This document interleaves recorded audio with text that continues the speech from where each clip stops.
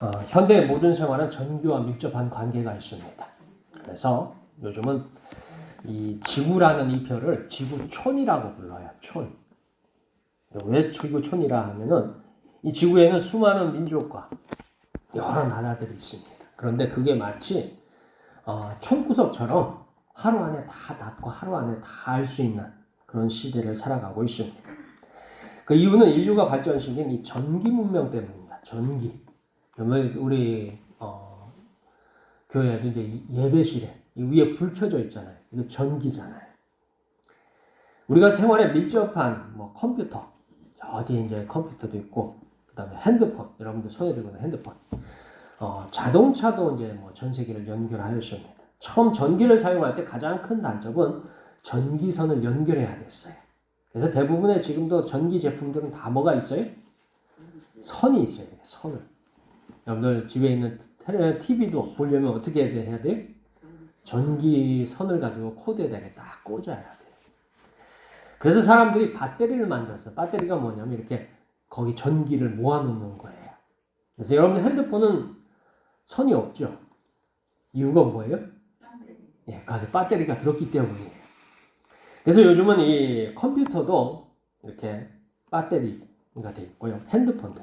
심지어는 자동차도 충전해서 사용합니다. 아세요? 네. 우리 교회 집사님이 지금 타고 다니는 차가 하나 있는데 그 차가 이 코드로 충전해가지고 전기로 달리는 차예요. 요즘은 전기차 해가지고 전기도 이렇게 달리게 합니다. 자, 오늘날 핸드폰, 컴퓨터, 심지어 자동차까지 충전만 하면 사용합니다. 이렇게 충전이 잘 된 전자기기는 잘 사용할 수 있는데 이 전기가 떨어지면 어떻게 될까요? 예, 멈춰버립니다. 꺼져버려요. 전기가 있느냐 없느냐. 전기가 떨어지지 않도록 자꾸 충전을 해야 됩니다. 자, 이 현상을 가만히 생각해 보면 우리 그리스도인과 비슷합니다. 다만 그리스도인에게는 믿음이 있으면 힘 있고 능력이 있지만 믿음이 없거나 떨어지면 아무것도 아닙니다. 그래서 성도에게 믿음은 굉장히 중요한 문제입니다. 자, 그렇다면 우리는 믿음을 어디에서 어떻게 무슨 방법으로 채울 수 있을까요? 내가 믿음이 떨어진 것 같아. 교회가 재미없고 예배 가도 졸리기만 해. 이유는 뭐예요? 믿음이 떨어진 것 같아요. 그럼 어디서 그거를 채울까요? 어떻게 채울까요? 오늘 말씀을 통해서 힘 있는 그리스도인 성도, 하나님 백성 되기를 축원합니다. 자, 처음으로 우리에게 믿음을 가르쳐 준 사람이 있습니다. 자, 믿음이 무엇이냐 했을 때 그 믿음을 가르쳐 준 사람. 오늘 성경에 나오는 아브라함입니다. 우리는 그를 믿음의 조상이라 부릅니다. 아브라함을 움직였던 믿음이 오늘 동일하게 우리를 움직이는 줄 믿으시길 축원합니다. 다 함께 1절부터 3절까지 말씀 읽겠습니다. 1절에서 3절까지 말씀 함께 읽겠습니다. 시작. 여호와께서 아브라함에게 이르시되 너는 너의 고향과 친척과 아버지의 집을 떠나 내가 내게 보여줄 땅으로 가라. 내가 너로 큰 민족을 이루고 내게 복을 주어 내 이름을 창대하게 하리니 너는 복이 될지라. 너를 축복하는 자에게는 내가 복을 내리고 너를 저주하는 자에게는 내가 저주하리니 땅의 모든 족속이 너로 말미암아 복을 얻을 것이라 하신지라. 아멘. 처음 아브라함이 세상에 믿음을 가르쳐준 이유는 간단합니다. 하나님을 만났고 하나님의 명령을 들었으며 하나님의 축복을 약속받았습니다. 즉 아브라함을 움직인 동기는 하나님께서 약속하신 축복에 있습니다. 3단으로 얘기하지 3단 농법이라고 말하지 않더라도 아브라함은 그만큼 축복이 절실했습니다. 어떻게 말해도 마지막은 축복입니다. 역시 오늘날 대다수의 기독교인이 바라는 것도 축복입니다. 여기서 현실에 우리는 여전히 아브라함이 갔던 방향으로 동일하게 갑니다. 우리의 믿음의 선조 아브라함이 축복을 향해서 달려갔던 것처럼 오늘 교회에 속한 많은 성도들 역시 축복을 향해서 달려갑니다. 아브라함도 축복을 원했고 오늘 우리도 축복을 원합니다. 자, 하나님은 아브라함을 찾아오셨습니다. 아브라함이 하나님을 얼마나 알았는지 성경에는 잘 모릅니다. 다만 조상들에게 드렸던 옛날 이야기가 조금 있어요. 유대인들의 탈무드에는 이 아브라함에 대한 이야기가 있습니다. 아브라함의 아버지 데라는 우상 제조업자였습니다. 그래서 이 신도 만들고 저 신도 만들고 아무튼 그 데라의 가게에는 우상들이 많았어요. 여러 종류의 우상들을 만들어 가지고 그걸 팔았어요. 그러니까 사람들이 이 우상을 사려고 아버지 가게에 와가지고 우상을 가져갔습니다. 자, 어느 날 아브라함이 이 우상들을 다 두드려 부셨어요. 아버지 가게 가지고 아버지가 출타한 가게를 비운 사이에 그 아들이 그 가게를 찾아가서 뭘 했다고요? 예, 우상을 다 몽둥이로 두드려 부셔버립니다. 그리고 아버지 데라가 이제 왔어요. 왔더니 자기 가게에 있던 우상들이 다 어떻게 됐어요? 다 부서진 거예요. 그래서 아브라함이 묻습니다. 누가 우상을 부수었느냐? 물으니까 아브라함이 하는 말이 아버지 안 계신 동안에 우상들이 서로 자기가 잘났다고 싸웠습니다. 그래서 그 싸움으로 우상이 부서졌습니다. 그러니까 어떻게 했다고요? 우상을 누가 부순 게 아니라 어떻게 됐다고요? 네, 자기들끼리 싸워가지고 뭐예요? 부서졌다. 이렇게 주장을 합니다. 그러자 그러니까 데라가 아버지가 아브라함에게 하는 말이 우상이 어떻게 움직일 수 있느냐 하면서 화를 냈습니다. 아브라함은 아버지에게 우상이 움직이지 못한다는 사실을 아버지도 알면서 왜 만들어서 파십니까? 하나님께서 싫어하십니다. 라는 말을 했다고 합니다. 이것은 이전부터 하나님에 대한 전설이 있었으리라 추측해 봅니다. 그 하나님께서 아브라함을 찾아왔습니다. 그리고 아브라함을 꼬셨습니다. 마치 아이들을 사탕으로 어른들이 꼬시는 것처럼 하나님의 영광으로 아브라함에게 약속하셨습니다. 내가 내 말을 들으면 이런 축복을 주겠다라고 말씀하셨습니다. 하나님이 여러분을 찾아와가지고 내가 내 말을 들으면 내가 너한테 이런 것을 주겠다 하고 약속하셨어요. 그럼 여러분 들을까요? 안 들을까요? 들어요. 안 듣는 사람 손 들어보셔. 아니, 그럼 듣겠다는 사람 손 들어보세요. 이것도 아니고 저것도 아니신 분은 도대체 무엇이에요? 그런 일이 일어날 것 같지 않으세요? 그런 분한테 그런 일이 안 일어납니다. 그러나 듣겠다고 하신 분들은 또 찾아오셔서 말씀하실 수 있습니다. 그냥 너무도 현실성 없는 이야기 같습니다. 그러나 모든 믿음은 이처럼 하나님으로부터 시작됩니다. 오늘을 살아가는 모든 사람은 이러한 하나님에 대한 기대에서, 소망에서, 축복에서 시작하는 것은 동일합니다. 만약 여러분이 조금의 기대도 없다면 그는 하나님을 찾을 이유도 찾지도 않습니다. 하나님은 아브라함을 너무도 잘 알기에 이렇게 말씀하셨습니다. 아브라함에게 필요한 것이 무엇인지 분명히 아십니다. 그래서 우리는 하나님을 향해서 항상 우리가 원하는 바를 분명하게 가져야 합니다. 자, 여러분들이 얘기하죠. 교회에 오면은 어떻게 하라고요? 내가 하나님 앞에 원하는 것을 꼭 마음으로 먼저 기도하세요. 오늘 예배에서는 하나님, 내가 이 말씀을, 이 응답을 꼭 받고 가겠습니다. 내 문제가 이게 있는데 이것을 꼭 하나님, 이번 예배에서는 응답해 주세요. 이번에는 이 문제를 해결해 주세요. 하고 그런 마음에 준비를 하고 오셔야 돼요. 그래서 여러분들이 교회 오실 적에 와가지고 주일이니까 와가지고 멀뚱멀뚱 앉아 계시지 마시고 마음에 소망을 갖기를 바랍니다. 그래서 우리는 하나님을 향해서 항상 우리가 원하는 바를 분명합니다. 이것이 믿음을 시작하는 방향입니다. 우리 모두 하나님을 향한 기대와 소망 갖기를 축원합니다. 자, 오늘 성경에는 하나님 앞에 아브라함의 현실이 있습니다. 우리에게 믿음이 필요한 이유는 우리가 살아가는 현실에 있습니다. 여러분에게 믿음이 필요한 이유는 여러분의 현실에 있어요. 우리는 가끔 믿음을 오해하는 경우가 있습니다. 많은 성도들이 오해하고 있습니다. 마치 믿음을 어떤 가상의 세계로 들어가는 어떤 무언가로 생각해요. 마치 죽어서 가는 천국을 여는 열쇠로 생각합니다. 믿음을 잘 모아놨다가 어떻게 해요? 내가 죽어서 어떻게 해요? 천국에 갈 때 써야지. 이렇게 생각해요. 그래서 생각 속에 미래에 죽어서 가는 세상을 생각합니다. 여기에는 없지만 어디인가 있으리라 생각하는, 지금은 아니지만 언젠가는 천국으로 가 있을 천국으로 생각합니다. 그때 필요한 게 믿음이라고 생각해요. 그래서 믿음을 어떻게 해요? 막 이 통장에 저축을 하듯이 믿음을 이렇게 저축한다고 자꾸 생각해요. 근데 이건 오해입니다.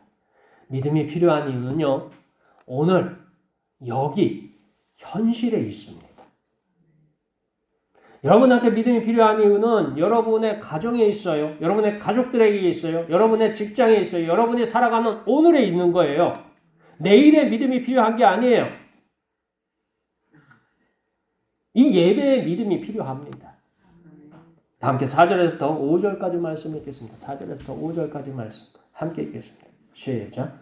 이에 아브라함이 여호와의 말씀을 따라갔고 롯도 그와 함께 갔으며 아브라함이 하란을 떠날 때에 75세였더라. 아브라함이 그의 아내 사레와 조카 롯과 하란에서 모은 모든 소유와 얻은 사람들을 이끌고 가나안 땅으로 가려고 떠나서 마침내 가나안 땅에 들어갔더라. 아멘. 사실 창세기에는 아브라함의 현실이 있습니다. 우리 2절에 보면 하나님께서 아브라함을 찾아와서 이렇게 얘기해요. 내가 너로 큰 민족을 이루고 내게 복을 주어 내 이름을 창대하게 되 너는 복이 될지라. 이 얘기를 하나님이 왜 하셨을까 하고 생각해 봤어요. 아마 이 아브라함은 하나님을 딱 만나서 2절 말씀을 딱 듣는 순간에 야 이거다 했을 거예요. 이거다. 아브라함의 고민이 있었어요.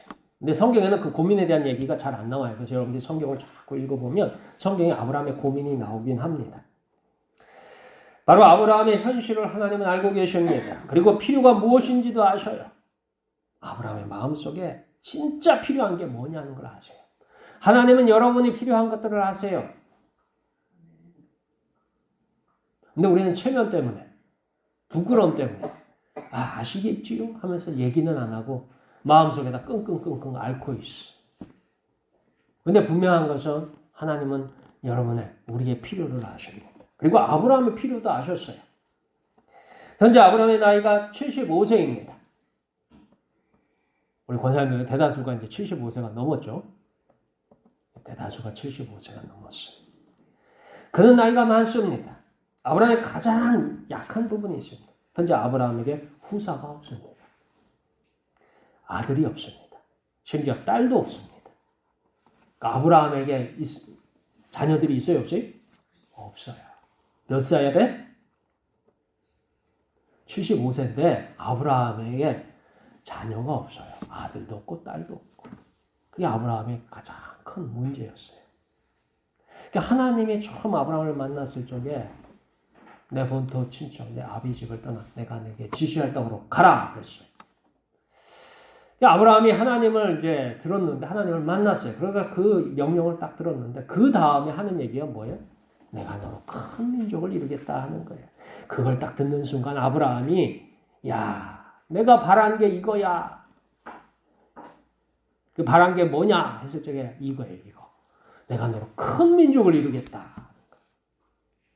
그래서 나중에 보면 성경에서 한참 후에 아브라함이 진짜 이제 자기의 소원을 얘기해요. 자기 마음속에 소원은 있었는데 그동안 얘기를 하나도 안 해.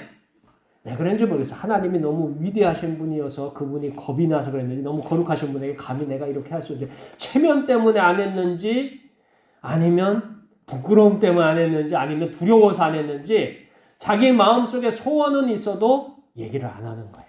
그러다가 이제 아브라함이 한참 지나서 하나님 나에게 소원이 있습니다. 내 소원을 들어주세요 하고서 얘기하는 부분이 있어요. 우리 다 함께 창세기 15장 2절에서부터 3절 말씀 찾아서 읽겠습니다. 자, 15장 2절에서 3절 말씀 우리 함께 읽겠습니다. 시작. 아브라함이 이르되 주 여호와여 무엇을 내게 주시려 하나이까 나는 자식이 없사오니 나의 상속자는 이 다메섹 사람 엘리에셀이니이다. 아브라함이 또 이르되 주께서 내게 씨를 주지 아니하셨으니 내 집에서 길린 자가 내 상속자가 될 것이니이다. 자, 하나님께서 처음 아브라함을 찾아오신 게 창세기 12장이에요. 그리고 15장에 왔어요. 그냥 뭐 몇 장 안 되죠? 12장, 13장, 14장, 15장. 우리가 읽으면 5분 안에 다 읽잖아요. 5분 후에 하나님, 이제 아브라함이 하나님 앞에, 예, 하나님, 제게 소원이 있습니다. 하고 얘기한 게 아니에요. 그랬으면 좋은데, 아브라함이 12장에 하나님을 만나고서 하나님의 명령에 순종하기로 해요. 내 본토 친척 아비 집을 떠나 내가 내게 지시할 땅으로 가라. 그래서 아브라함이 그때 뭐예요? 나이 75세에 모든 짐을 다 싸가지고 자기 재산을 다 정리해가지고 어디로 가냐면 이민을 가요. 이민을. 어디로 간다고요? 이민을 가요. 우리 권사님들 나이가 이제 많으시니까 75세가 넘었으니까 이제 이민 갈 준비가 된 거예요. 아시겠어요? 아브라함의 처직은 그래요. 75세가 돼가지고 아들도 없고 딸도 없어요.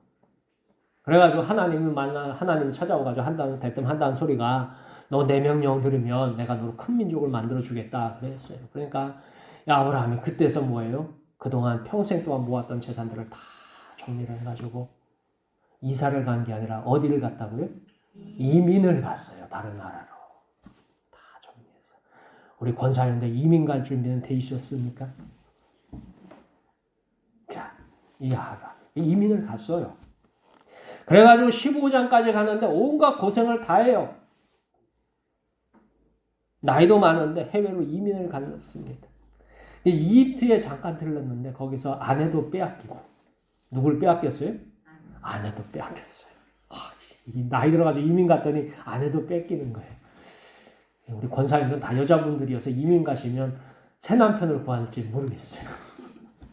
근데 아무튼 아내도 빼앗겼어요. 그리고 돌아와서 블레셋에 와서 블레셋에서 또 뭐예요? 또 아내를 또 뺏겼어요. 그리고 가나안에 들어와서 자기하고 같이 이민을 갔던 롯이 이 삼촌하고 따라다니니까 이 고생이 이만저만이 아니에요. 그래서 뭐예요? 삼촌하고 나하고 이제 갈라섭시다 해가지고 또 떠나버렸어요. 그리고 나서 또 무슨 일이 있냐? 이 조카 롯이 떠나긴 떠났는데 전쟁터 한복판으로 떠났어. 그래서 아브라함이 뭐예요? 그 조카를 구하기 위해서 전쟁을 참전을 해요. 전쟁도 해요. 자, 이런 고생 끝에 하나님께서 하신 말씀에 너는 내 큰 상급이라 하니까 이젠 도저히 아브라함이 참지 못해. 그제서야 아브라함이 하는 말이 뭐예요? 그제서야 하나님 내가 그동안 소원이 있었는데 그동안 고백하지 못하고 바랬지만 말도 못하고 체면 때문에 걱정 때문에 하나님 무서워서 말도 못했던 내가 원하는 한 가지가 있습니다. 그게 뭐냐? 나는 자식이 없습니다. 나는 자식이 없어요, 하나님. 어떻게 해달라고요? 네, 자식을 주세요. 이 얘기를 하는 거예요. 창세기 15장에 가가지고. 그때가 돼서 자기 현실을 고백합니다. 자기가 진짜 원하는 게 뭐냐를 고백해요. 창세기 15장에 가가지고. 근데 요즘 많은 한국교회 성도님들도 비슷해. 체면 때문에 그러는 건지, 아니면 걱정 때문에 그러는 건지, 진짜 하나님이 무서워서 그러는 건지, 진짜 마음에 원하는 건 속에다 쏙 담아두고 말도 안 해. 그러면서 뭐예요? 말도 안 해. 그러면서 믿음은 뭐예요? 차곡차곡 쌓인다고 생각해요. 그래가지고 천국 갈 때 탁 털어넣어야지 이러고 있어요. 이게 아닙니다.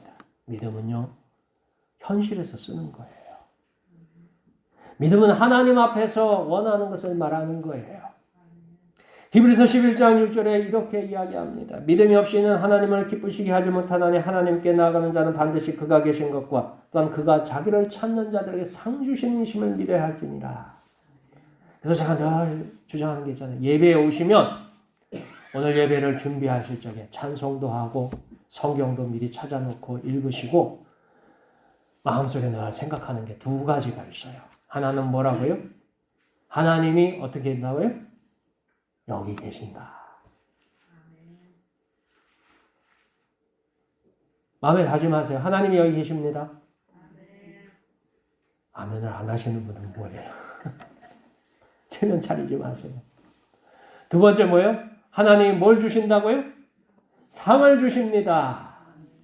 그래서 여러분들은 예배 올 때마다 나는 하나님한테 하나씩 받아가야지 그렇게 생각하셔야 돼요.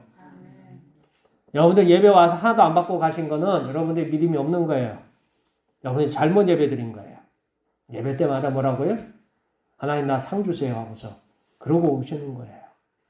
그리고 예배를 시작하는 겁니다. 아브라함이 그런 믿음을 가졌어요. 그래서 창세기 15장쯤 돼가지고 하는 말이 나는 자식이 없습니다. 내게 아들을 주세요라고 해서 그때서야 고백합니다. 12장에 만나서 그때 딱 고백했으면 쉬웠을 건데 그놈의 체면이 뭔지 그냥 무서워서인지 아니면 자존심 때문인지 그때서야 고백을 해요. 그리고 아브라함의 믿음은 하나님께 구한 아들입니다. 우리는 신앙생활, 믿음 생활을 할 때 불가능을 외칩니다. 현실에서 우리가 계속 불가능하다고 속삭입니다.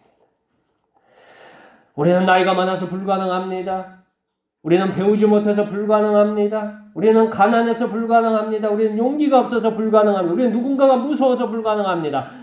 우리 집에는 내 말을 안 듣는 남편 때문에 불가능합니다. 뭐 이런 얘기도 해요. 그렇게 말하자면 아브라함은 할 말이 참으로 많습니다. 우선 그는 나이가 많습니다. 그리고 그의 아내는 좀 더 심각해요. 성경에 보면 경수가 끊어졌다 이렇게 나와요. 생리가 끊어졌다 이 얘기가 나와요. 그리고 아브라함의 여정은 생명을 걸고 목숨을 걸고 떠나는 위험한 여행입니다. 그럼에도 하나님께서 주실 선물, 아들을 기대하고 고향과 친척과 아버지의 집을 떠났습니다. 우리는 아브라함의 축복을 바란다면 아브라함이 어떤 현실을 극복했는지 살펴볼 필요가 있습니다. 믿음은 우리가 가만히 흘러가는 대로 두는 것이 아니라 우리가 하나님의 상급을 기대하는 것입니다. 여러분의 신앙생활 할 이유는 그거예요. 하나님이 주시는 상급을 기대하셔야 돼요. 나는 건강하지 못해서요? 나는 머리가 둔해서요? 나는 못생겨서요? 아니에요. 하나님 내가 못생겼을지라도 하나님 나 이쁘게 해주세요 하고 그렇게 기도라도 하는 거예요. 그렇게 바라는 거예요. 그냥 가만히 와가지고 예배 드리면 믿음이 쌓이니까 내 통장에 믿음의 적금이 이제 요번 주에 하나 붙고 다음 주에 하나 붙고 그 다음 주에 하나 붙고 자꾸 부숴가지고 어떻게 해요? 나 죽을 때 어떻게 해요? 요거를 탈탈 털어가지고 어딜 들어간다고요? 천국에 들어가야지. 이러시면 안 돼요. 이게 믿음이 아니에요. 여러분한테 믿음을 얘기하는 거는 여러분의 현실에서 믿음이 필요하기 때문이에요. 지금. 언제 필요하다고요? 지금. 어디서요? 여기서 믿음이 필요한 거예요. 그래서 여러분 예배 드릴 적마다 기도할 적마다 찬송할 적마다 하나님 나 상을 주세요. 하나님 나 이거 응답해 주세요. 나 이게 필요합니다라는 것을 마음속에 달고 사는 것. 그게 여러분이 하나님과 동행하는 방법이에요. 그게 여러분이 하나님께서 여러분을 함께하는 거예요.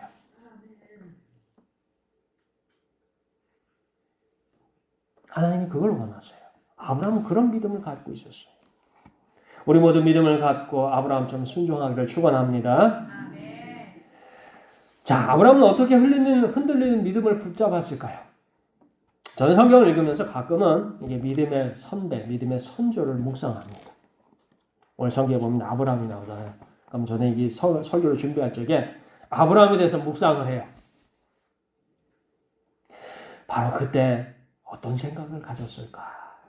그때 어떤 감정을 느꼈을까라고 묻습니다. 여러분 성경을 읽다 한번 해보세요. 괜찮아요. 성경에 누가 나오는 예수님이 십자가에 달리는 장면이 나오죠. 그럼 예수님은 어떤 생각을 갖고 어떤 마음일까? 얼마나 아프셨을까? 이렇게 생각해 보실 필요가 있어요. 전 성경을 읽으면서 그렇게 묵상을 합니다. 창세기 12장을 읽을 때마다 저는 아브라함에 대해서 늘 고민해 봐요. 아브라함이 나이 75세가 돼서 아들도 없고 아무것도 없어요. 하나님 와가지고 한다는 소리가 다 정리해서 이민 가라 했을 적에 과연 나는 그걸 듣고서 과연 이민을 갈 수 있을까? 그런 생각을 한번 해보세요. 그러면 아브라함의 믿음이 얼마나 대단한지 마음속에 확 박힙니다. 그냥 목사님이 얘기하니까 그렇겠구나 하고 웃고 지나가지 마시고 꼭 한번 묵상을 해보세요. 그 처지가 되면 나는 어떻게 할 건가?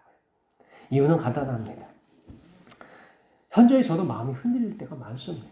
목사인 저도 믿음이 흔들릴 때 있습니다. 그래서 아브라함은 믿음을 어떻게 믿음을 유지하였을까? 어떻게 믿음을 붙잡았을까? 하고서 관심을 가지는 것입니다. 저는 성경에서 두 가지를 소개하고자 합니다. 아브라함의 믿음을 붙들었던 방법 두 가지를 소개합니다. 우선 다 함께 창세기 12장 7절에서부터 9절까지 말씀을 읽겠습니다. 창세기 12장 7절에서 9절 말씀. 우리 함께 읽겠습니다. 시작.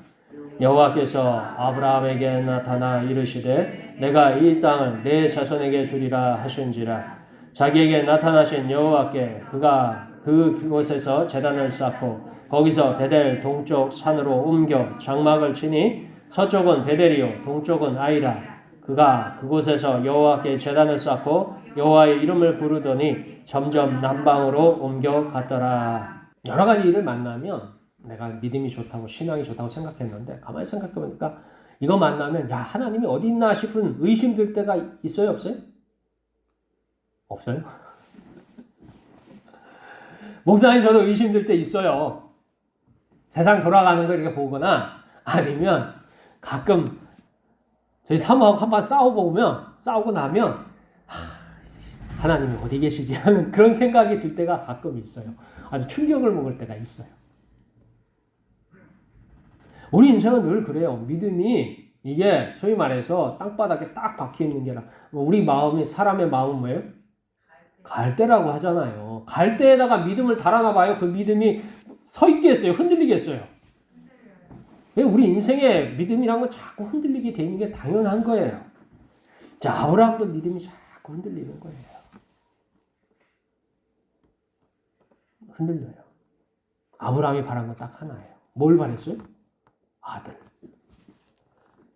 좀 자손 좀 있었으면 싶은 게 아브라함의 믿음은 딱 하나예요. 그래서 창세기 15장에 하나님 앞에 얘기하잖아요. 나는 아들이 없습니다. 그 하나를 위해서 갔는데 아브라함이 딱 가보니까 갈 때마다 흔들리는 거예요. 그러면서 아브라함은 확신이 필요했습니다. 아브라함이 하나님 앞에 창세기 12장에 나타나가지고 1절에 나타나가지고 하나님의 명령을 딱 들었어요. 그러면서 자 이제 내가 그 명령을 들었으니까 아들을 주시겠다고 하니까 민족을 주시겠다고 하니까 아들을 낳아서 그 아들이 자라서 민족이 될 테니까 어쨌든 가보자. 그래서 싹 정리해가지고 딱 떠났어. 떠나서 가다 보니까 뭐 어려운 거죠. 그러니까 그때마다 왜 아브라함이 이게 진짜 맞나? 그때마다 어떻게 해요? 하나님을 찾는 거예요. 예배를. 오늘날 따지면 이제 이 당시엔 제사지만 오늘날 따지면 예배입니다. 하나님의 축복에 대한 확인이 필요합니다. 그래서 아브라함이 선택한 모습이 제사입니다. 일종의 예배입니다. 오늘날 주일마다 드리는 예배입니다. 그리고 매일 드려야 하는 예배입니다. 예배는 하나님을 만나는 가장 성경적인 방법입니다.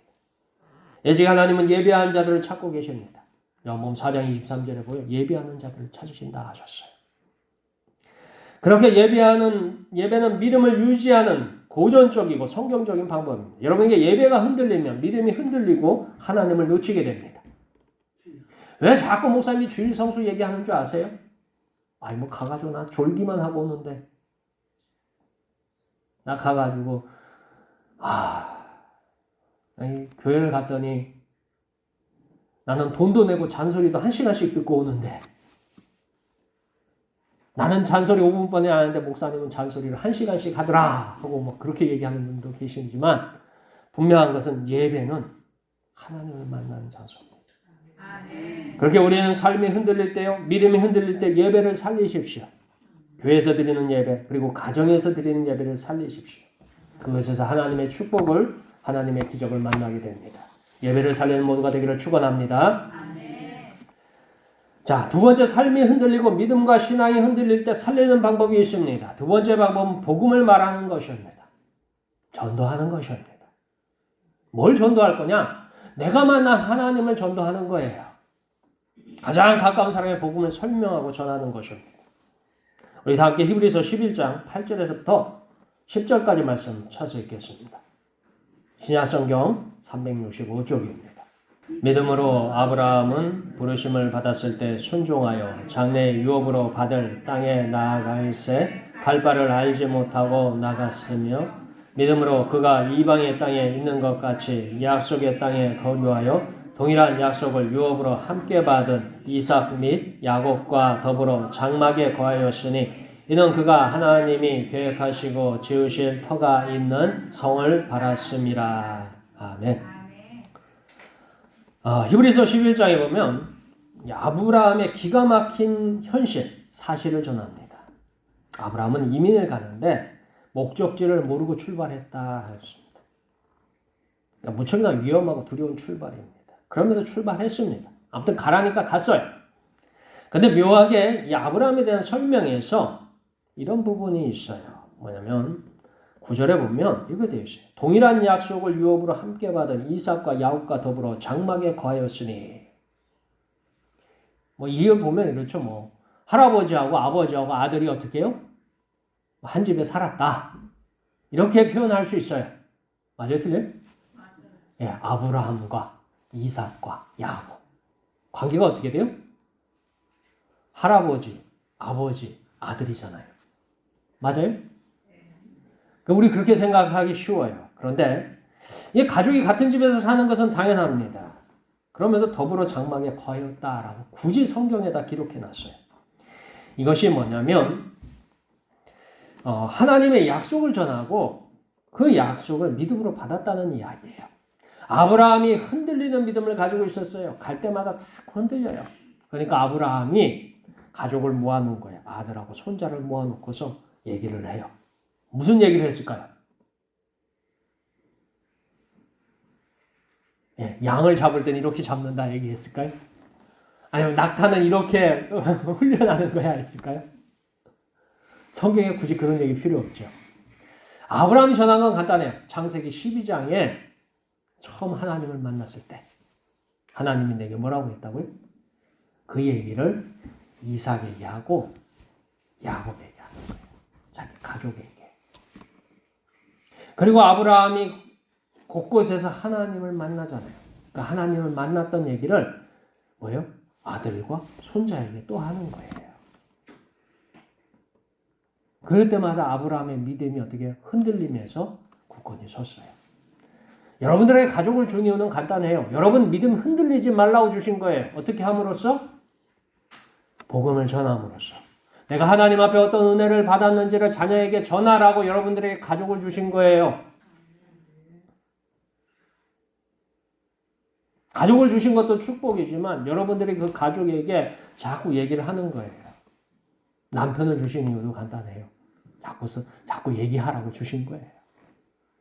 왜요? 우리의 믿음은 이 사람의 마음은 갈대여서 갈대에다가 믿음을 메워놔봤자 갈대 흔들리듯이 믿음 자꾸 흔들려요. 그럼 그거 어떻게 붙잡느냐?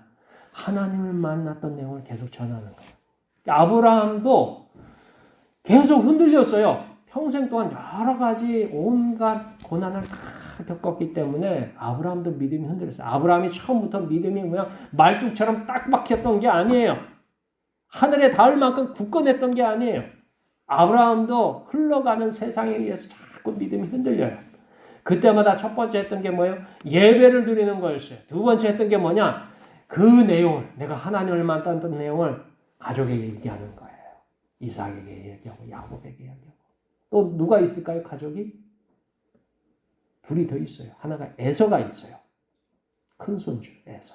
그리고 또 하나가 더 있어요. 누가 있어요? 아내가 있잖아요. 사라. 여기 특이한 인물이 하나 있습니다. 에서입니다. 에서.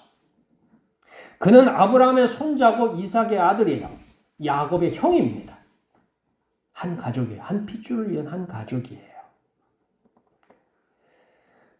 자, 그런데 오늘 장막에서는 제외됐어요. 그러면 걔는 어렸을 때부터 너는 우리 가족이 아니니까 밖에서 살아가서 쫓아냈을까요? 아니에요. 걔는 어렸을 때부터 형제가 에서와 야곱은 어렸을 때부터 아버지 이삭, 아브라함하고 같이 살았어요. 같이 살았어. 그런데 오늘 성경에는 뭐예요? 그 장막에 이름이 없어. 왜 이름이 없냐? 간단해요. 성경에서 에서와 야곱은 하나님의 축복 때문에 충돌합니다. 여기서 야곱이 어떻게 하나님의 축복을 사모하였는지 에서가 어떻게 생각하였는지 확인합니다.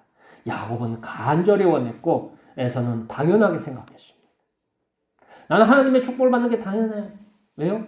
우리 할아버지의 장손자니까. 우리 아버지의 뭐예요? 장남이니까. 나는 하나님의 축복을 받는 게 당연해. 라고 생각했어요. 야곱은 그렇지 않았어요.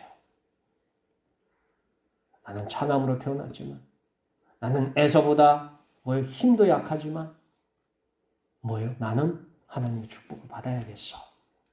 이게 야곱이 원했던 이유예요. 아브라함도 뭘 원했다고요? 나는 아들이 있어야겠어. 이거였어요. 그래서 야곱은 장막에 함께 했고 에서는 뭐예요? 장막에서 어떻게 해요? 제외됐어요. 어머니 히브리서 11장 6절부터 8절까지 쭉 읽어보세요. 거기 에서 없어요. 한 집안의 장손이고 한 집안의 장남이었어요. 그러나 거기서 사라졌어요. 이유는 뭐예요? 같이 아브라함이 하나님을 만났던 이야기, 하나님의 약속의 이야기, 하나님에 대한 경험 이거를 같이 전했지만 야곱은 그것을 믿음으로 받았어요. 나는 할아버지가 받았던 약속, 아버지가 받았던 약속을 나도 받고 싶고 하나님이 주셨던 그 축복을 나도 받고 싶고 그게 야곱의 소망이었어요. 그러나 에서는 뭐예요? 그거 뭐 다 내 거네. 뭐 당연한 거야. 이게 에서의 생각이었어요. 여러분들 예배드릴 적에 나는 천국이 당연해 라고 생각하시는 분들 사실은 위험합니다. 이게 에서의 믿음이에요. 나는 천국이 당연해. 아니 다음에 죽으면 당연히 천국에 갈 거야. 왜요? 화실교회에 속한 권사고 화실교회에 속한 집사고 화실교회에서 내가 섬겼으니까 내가 박사가 목사한테 예배를 드렸으니까 난 천국에 가는 게 당연해. 이렇게 생각하시는 분들은 뭐예요? 그건 가봐야 알아요. 그게 에서의 믿음이었어요. 야곱의 믿음은 뭐였어요? 나는 진짜 천국에 가야겠어. 나는 진짜 하나님의 복을 받아야겠어. 난 하나님께서 주신 것을 나는 현실에서 하나님께서 내게 상을 주셔야겠어. 이게 야곱의 믿음이었어요. 그는 그래서 아브라함과 이삭과 야곱이 한 장막에 믿음을 유업으로 받았다 표현합니다. 자, 여기서 한 사람이 특별한 사람이 하나 더 있어요. 그게 뭐냐면 히브리서 11장 11절에서 믿음으로 사라 자신도 나이가 많아 단산하였으나 잉태할 수 있는 힘을 얻었으니 이는 약속하신 이를 미쁘신 줄 알았습니다. 75세 아브라함이 자식이 없어요. 그래서 하나님을 만나가지고 대뜸 들어와서 하는 얘기가 이사를 가겠대. 이사를 가는 어디로? 딴 나라로. 이민을 가겠대. 그러니까 부인이 생각할 때 남편이 어느 날 갑자기 헷가닥 가가지고 하는 말이 내가 하나님을 만났는데 하나님이 하시는 말씀이 이 재산을 다 정리해가지고 이민을 가래. 그럼 부인이 뭐라고 하겠어요? 여러분들이 만약 그렇다면 여러분 솔직히 말해봐. 여러분들이 어떻게 해요? 우리 남편이 어느 날 갑자기 술도 안 먹었는데 갑자기 들어와서 하나님이 나를 찾아오셔가지고 나랑 하여금 이 재산 다 정리해가지고 이민 가재. 땅도 집도 다 팔고서 이민 가재. 그러면 여러분 어떻게 하시겠어요? 오, 진짜요? 나하고 이혼해 하네요? 나하고 이혼해 하거나 아니면 전화를 해. 119에 전화를 해가지고 우리 남편이 미친 것 같다. 그렇게 안 하시겠어요? 믿음 좋은 분이 이 하실교회 두 분이나 계셔. 자, 이걸 사라가 들었어요. 아브라함이 와가지고 하는 얘기가 이걸 다 정리해서 하나님께서 너로 큰 민족을 이루겠다 했으니까 나는 가야겠어. 그랬을 적에 사라가 그걸 듣고 어떻게 했을까요? 여보 미쳤어. 아니면 그래요 갑시다 했을까요? 갑시다 했어요. 그리고 아브라함이 흔들릴 적에 예배를 드렸어요. 그러니까 아브라함이 흔들릴 때마다 하나님의 약속을 자녀들에게 가족들에게 계속 전해요. 그걸 옆에서 사라가 같이 들어요. 그러고서 사라에게 뭐가 생겼다고요? 믿음이 생겼어요. 아브라함에게만 믿음이 생겼어요. 사라에게도 믿음이 생겼어요. 그래서 히브리서 11장 11절에 믿음으로 사라 자신도 나이가 많아 단산하였으나 잉태할 수 있는 힘을 얻었으니 약속하신 이를 미쁘신 줄 알았습니다. 그리고 나서 사라가 낳은 게 누구예요? 그게 이삭이에요. 여러분에게 자식을 주신 이유는 간단해요. 여러분들 믿음 흔들릴 때마다 자식들한테 뭘 하라고요? 전하라고 주신 거예요. 입 딱 닫고서 그래 너는 너고 나는 나니까 이게 아닙니다. 하나님이 주신 이유는 간단해요.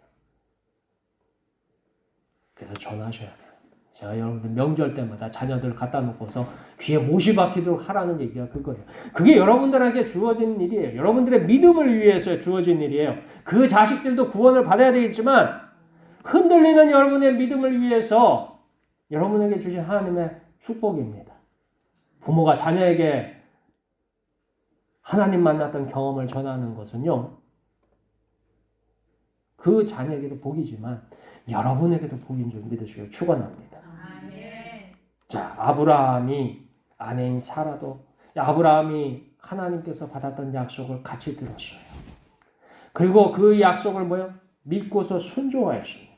바로 자기의 현실을 알고서 소망했어요. 사라도 소망했어요. 나도 아들을 낳기를 원한다고요.